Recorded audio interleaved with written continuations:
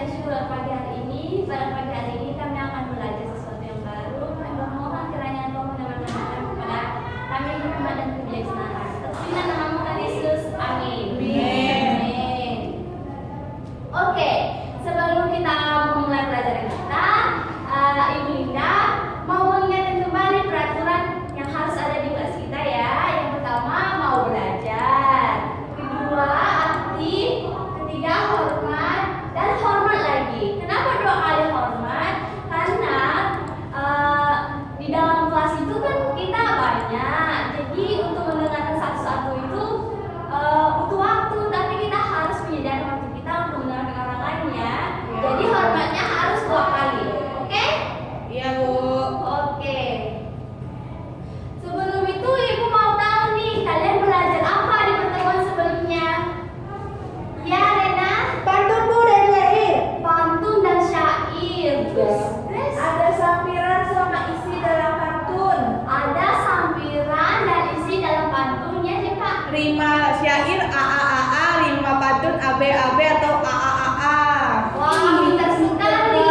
Ibu senang sekali kalian masih banyak pelajaran sebelumnya. Oke, setelah ini kita akan belajar hal baru juga hari ini. Di minggu lalu kan belajar pantun dan syair. Nah, hari ini kita akan belajar lagi mengenal teks eksposisi. Saya percaya kalian di pertemuan sebelumnya kita udah belajar tentang teks eksposisi kan? Iya, Bu. Nah, tapi hari ini Ibu mau mengingatkan kembali. Yang kedua, mengenal teks laporan. Laporan itu apa sih? Nah, Ibu nanti akan ajarkan. Ketiga, mengenal perbedaan teks eksposisi dan teks argumentasi. Nah, selain teks eksposisi dan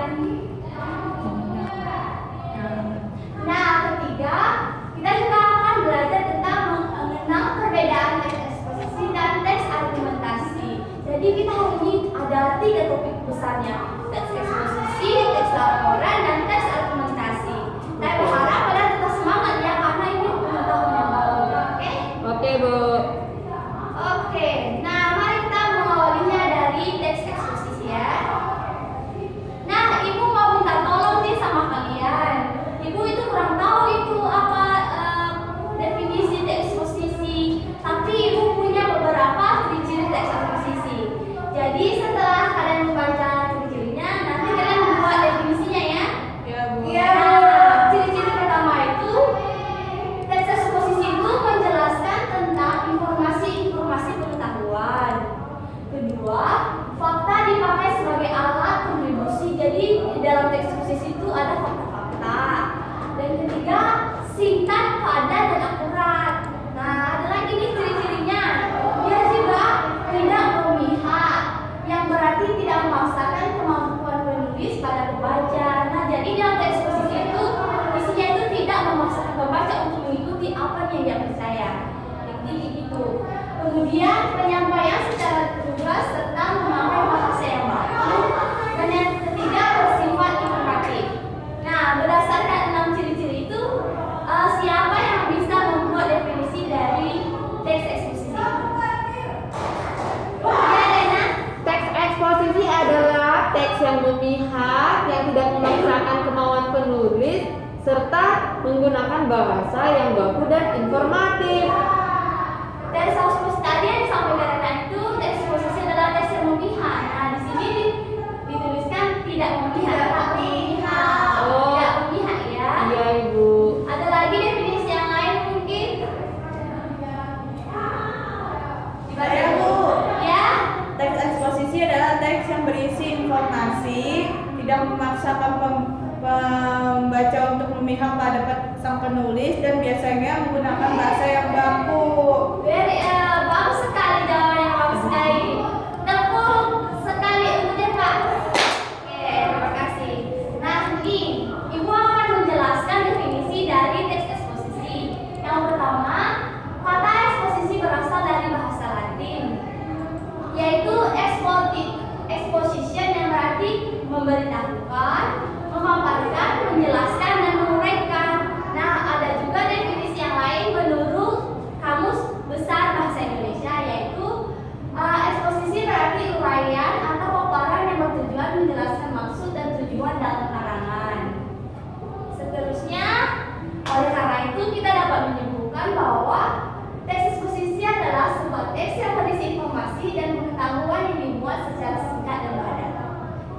bisa dimengerti bahwa teks posisi itu teks yang berisi informasi dan pasti sangat berguna kan.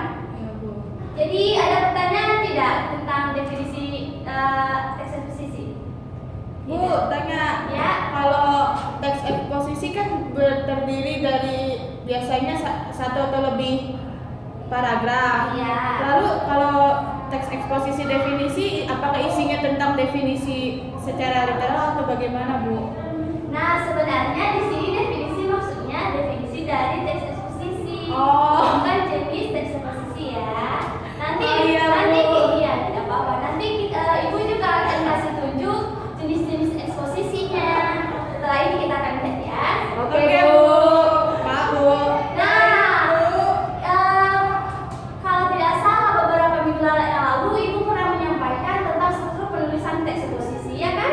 Iya, Bu. Iya, Bu. Ya, jadi yang pertama itu terdiri dari tesis. Tesis itu bersih pernyataan pendapat tentang masalah yang akan dibahas. Kedua, argumentasi, alasan atau bukti untuk memperkuat pendapat dalam sebuah tesis. Jadi setelah ada pendapat, si penulis itu biasanya di bagian argumentasi itu mencari fakta-fakta sehingga pendapatnya itu bisa didukung. Nah, terakhir itu reiteration atau penegasan ulang di paragraf terakhir. Nah, mari kita lihat contohnya.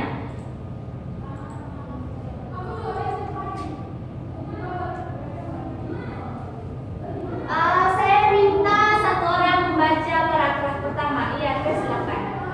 Jika pemerintah tidak dengan cepat bertindak dalam 10 tahun mendatang, hutan Sumatera akan musnah. Hilangnya hutan di Sumatera juga akan diikuti oleh musnahnya hutan di Kalimantan. Bentar.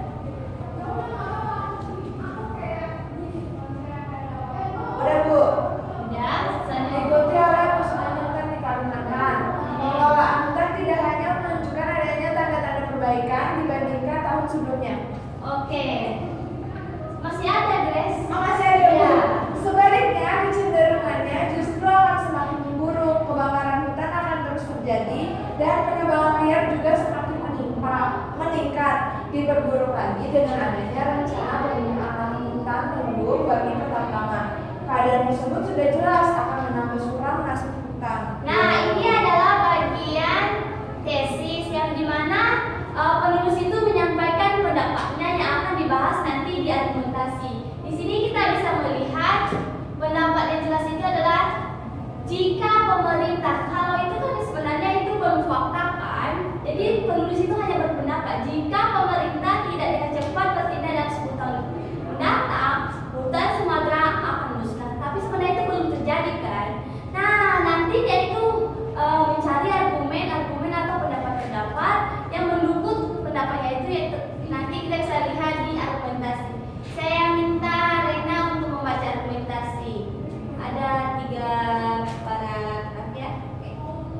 Argumentasi, kondisi hutan Indonesia sungguh sudah sangat memprihatinkan. Dalam kurun waktu kurang lebih 50 tahun, hutan alam Indonesia akan mengalami penurunan luas sebesar 60 juta hektar. Pembukaan hutan alam di daerah dataran rendah Sulawesi juga telah memusnahkan keanekaragaman hayati. Berjuta-juta spesies baik flora dan fauna telah musnah dengan percuma. Pembuatan lahan dengan cara membakar hutan justru akan menambah masalah kerusakan hutan.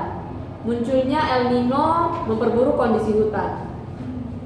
Di Pulau Sumatera, berdasarkan titik kebakaran yang terjadi di hutan rawa gambut sebanyak 49%, alang-alang sebanyak 13%, hutan dataran rendah sebanyak 10%, pemukiman pertanian masyarakat sebanyak 10%, perkebunan sebanyak 8%, dan sisanya rawa atau non-gambut. Kebakaran hutan memberikan kerugian tidak sedikit. Tahun 1997 diperkirakan kerugiannya mencapai sebesar 3-4 dolar miliar atau yaitu sekitar 2-4 triliun. Nah, jadi di dalam argumentasi ini si penulis itu menyampaikan kalau pendapatnya itu benar bahwa 10 tahun ke depan itu hutan Sumatera itu akan musnah karena sekarang ini sudah ada El Nino. Kemudian tingkat kebakaran Sumatera itu ternyata 40% sekarang. Nah, jadi dia berpendapat dari data-data ini maka 10 tahun ke depan sudah akan musnah kalau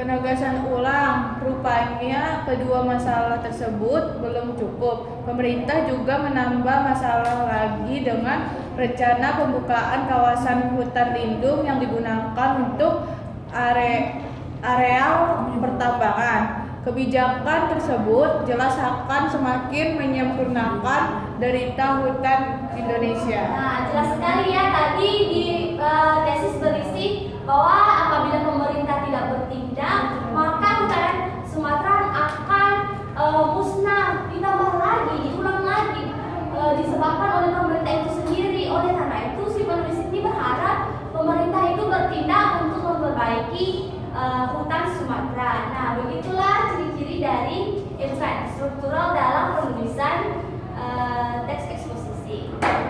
Kita lanjut ke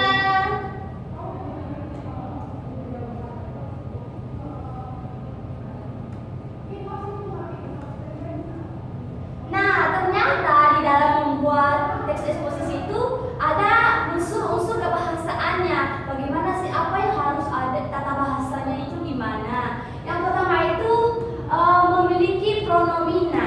Pronomina itu adalah kata ganti orang yang dapat digunakan terutama pada saat pernyataan pendapat pribadi. Contoh ada dibagi dua pronomina. Yang pertama adalah pronomina persona, kata ganti orang yaitu personal pronoun, misalnya dia, anda, kamu, saudara. Nah, jadi biasanya dalam teks eksposisi itu kita menemukan itu. Biasanya di pendahuluan saya berpendapat, dia berpendapat, seperti itu. Kemudian ada pronomina non persona atau kata ganti bukan orang, yakni pronomina ketujuh, misalnya ini, itu, di sini, situ, sana, dan pronomina penanya misalnya apa, mana, dan siapa. Oke. Selain pronomina, ternyata unsur kebahasaannya juga terdapat konjungsi. Nah, tolong ini bisa membaca. Oh, tidak pernah kelihatan ya? Iya, Miss. Aku tapi maju ke depan. Oh, maju ke depan sini. Aku baca yang mana nih? Dulu ya. Ini mau baca dulu. Konjungsi kata penghubung yang digunakan untuk memperkuat argumentasi. Nah, jenis-jenis konjungsi yang dapat kita jumpai dalam teks yang maksudnya seperti konjungsi waktu, yaitu sebelum, setelah itu, kemudian, sesudah, setelah, lalu. Terus ada lagi konjungsi penyimpulan, ada jadi, dengan demikian, oleh, sebab itu, oleh karena itu. Dan terakhir konjungsi perincian adalah yaitu, antara lain, yakni, dan tidak. Oke, terima kasih Cindy. Nah, jadi di dalam teks eksposisi itu kita biasanya juga menemukan kata-kata sebelum, setelah. Tadi kan di contoh yang diberikan, apabila pemerintah tidak bertindak untuk memperbaiki hutan Sumatera, maka 10 tahun kemudian setelah itu maka hutan Sumatera akan musnah. Jadi unsur pembahasan konjungsi itu berfungsi untuk memperkuat argumentasi yang ingin disampaikan oleh penulis. Nah, keempat, ternyata masih ada lagi unsur kebahasaan di dalam membuat teks eksposisi, yaitu kata leksikal. Kata leksikal itu ada banyak, tetapi Ibu hanya menjelaskan 4 saja. Yang pertama itu adalah nomina. Kata ganti yang mengacu pada benda, baik berupa benda nyata ataupun abstrak. Ada yang bisa kasih contoh kata nomina? Di dalam bahasa Inggris, kata nomina itu adalah noun. Laptop, Laptop, baju, baju, papan tulis. papan tulis. Nah, ini biasanya kita temukan dalam teks eksposisi ketika ia sedang menyampaikan atau mendeskripsikan suatu kejadian. Kemudian kata leksikal kedua adalah verba, kata yang mengandung makna dasar perbuatan, proses atau keadaan yang bukan sifat. Yang kata leksikal ini menjelaskan tentang suatu proses atau kegiatan, contohnya penebangan hutan, pembukaan lahan. Itu biasanya kita temukan di dalam teks eksposisi. Kemudian adjektif atau adjektiva, kata yang digunakan untuk menggambarkan sifat atau padat orang, benda, dan binatang. Bisa kasih contoh satu, Rena, kata adjektif? Kata sifat tidak? Dia cantik. Cantik, berarti itu adalah kata adjektif. Adjektif. Nah, di dalam teks eksposisi, kata adjektif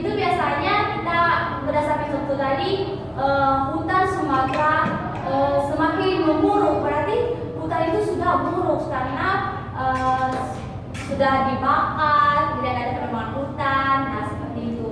Kemudian yang terakhir itu ada adverbia, kata yang melengkapi atau memaparkan informasi berupa keterangan tempat, waktu, suasana, alat, dan cara lain sebagainya.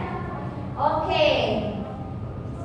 Nah, sekarang kita akan melihat jenis-jenis dari teks eksposisi. Seperti yang disebutkan oleh Zeva tadi, jenis-jenis eksposisi itu ternyata ada 1, 2, 3, ada 7. Yang pertama adalah teks eksposisi berita, proses, definisi, laporan, perbandingan, ilustrasi, dan pertentangan. Tadi Zeva sempat mengatakan bagaimana dengan jenis eksposisi definisi, apa itu maksudnya. Nah, itu akan kita bahas di pertemuan selanjutnya ya.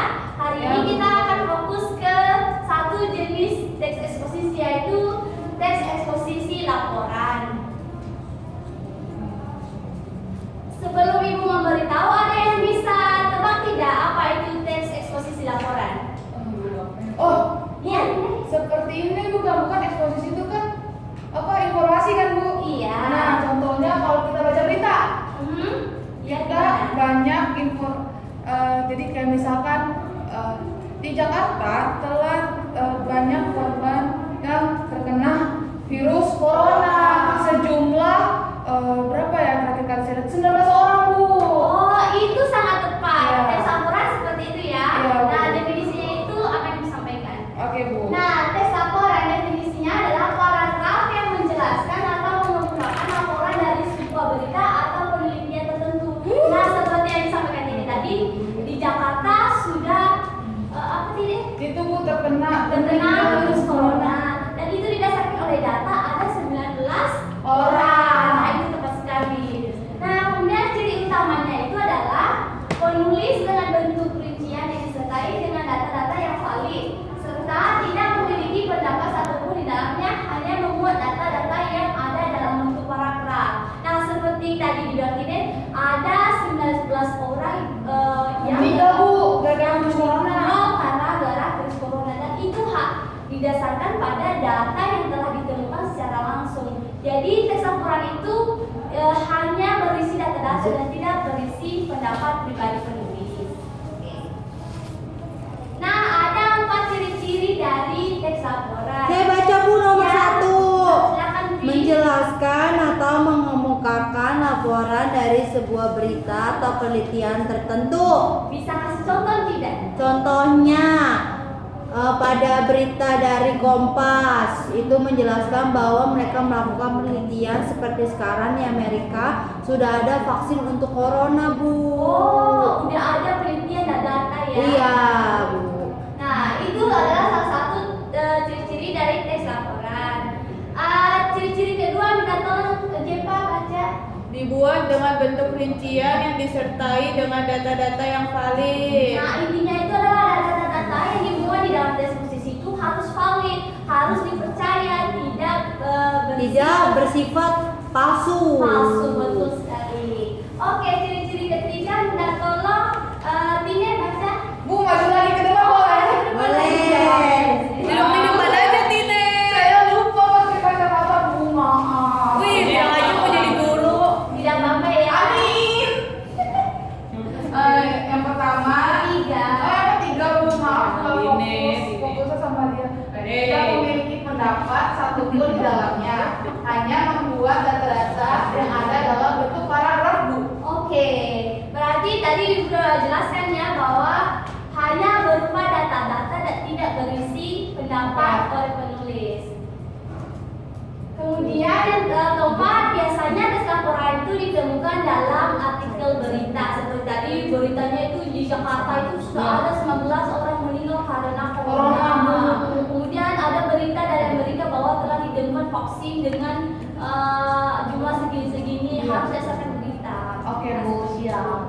Nah, di sini Ibu memberi salah satu contoh teks laporan. Minta tolong Dwi baca Dwi. Ya. Contoh teks laporan. Di musim kemarau seperti sekarang ini, para petani di Desa Larangan, Brebes, Jawa Tengah sibuk bertani bawang merah. Sawah yang tadinya ditanami padi kini berganti ditanami bawang merah. Tanah sawah yang sudah mulai mengering dibuat gundukan berukuran lebih kurang 1 kali 6 meter persegi panjang. Setiap hari para petani menyirami tanaman bawang merah dengan harapan hasilnya dapat diandalkan. Oke, jadi di dalam kisah ini dia mengatakan bahwa para petani di Jawa Tengah sibuk bertani bawang merah. Dan itu terbukti karena dulunya sawah yang biasanya tanam padi sekarang diganti menjadi lahan bawang merah, dan itu harusnya berdasarkan fakta. Itu kita bisa melihat bahwa ada fakta juga dari ukuran gundukan yang digunakan oleh petani di Jawa Tengah. Nah, Ibu akan menjelaskan 2 tujuan utama dari tes laporan. Yang pertama ialah untuk menjelaskan atau mengungkapkan laporan dari sebuah berita atau berita tertentu dengan tujuan menambah wawasan kepada para pembaca. Jadi inti dari tes laporan itu adalah supaya pembaca itu bisa mengetahui suatu informasi yang baru. Dan kedua, untuk memberitahukan atau menjelaskan kegiatan pengamatan yang dilakukan. Jadi ini pastinya kegiatan yang dilakukan itu adalah kegiatan yang sedang terjadi atau hal-hal yang baru yang sebenarnya pembaca itu tidak tahu. Namun dengan membaca tes laporan ini mereka akan tahu karena didasarkan oleh penelitian yang telah dilakukan oleh penulis. Iya, Bu. Nah, Ibu itu punya mau menjelaskan tentang tes argumentasi juga. Tes argumentasi adalah salah satu tes yang mirip dengan tes eksposisi, yaitu mengandung informasi memiliki ciri-ciri utama yaitu cenderung lebih membuat pembacanya meyakini apa yang sedang mereka baca.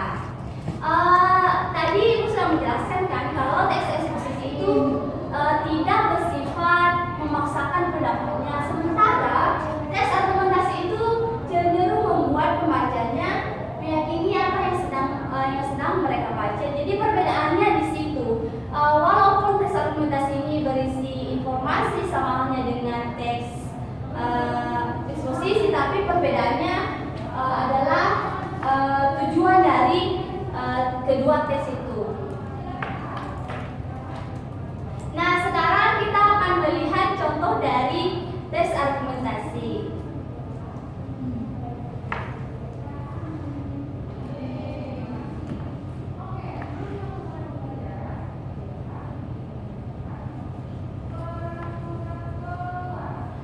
Minta tolong Bi baca paragraf pertama.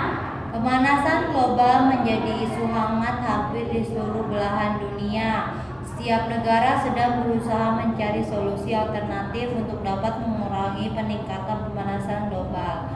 Pemanasan global terjadi karena beberapa faktor kesalahan dari manusia itu sendiri. Oke, minta tolong Kezia paragraf ketiga. Efek rumah kaca mempunyai peran yang besar dalam terjadinya pemanasan global. Fenomena ini merupakan istilah untuk proses atmosfer menghangatkan planet. Panas yang terkumpul dari bumi terperangkap oleh gas-gas di atmosfer. Hal ini mengakibatkan panas tersebut dipantulkan kembali ke permukaan bumi, bukan diteruskan ke luar angkasa. Efek rumah kaca yang berlebihan akan mengganggu iklim.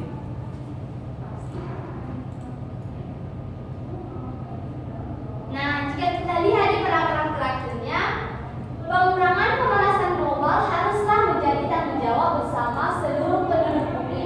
Oleh karena itu, akan lebih baik jika setiap orang di bumi memikirkan dan mengaplikasikan solusi alternatif dalam mengurangi pemanasan global. Nah, di dalam tes argumentasi ini dia menyampaikan bahwa pemanasan global itu terus terjadi akibat efek rumah kaca, dan di akhirnya penulis itu memberi argumen bahwa seharusnya ini menjadi tanggung jawab kita semua. Jadi seakan-akan penulis itu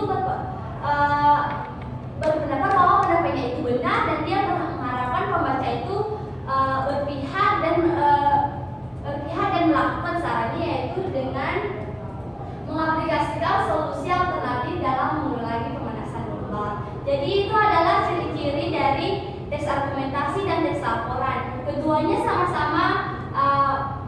informasi yang dengan tujuan untuk memberi wawasan kepada pembacanya. Oke.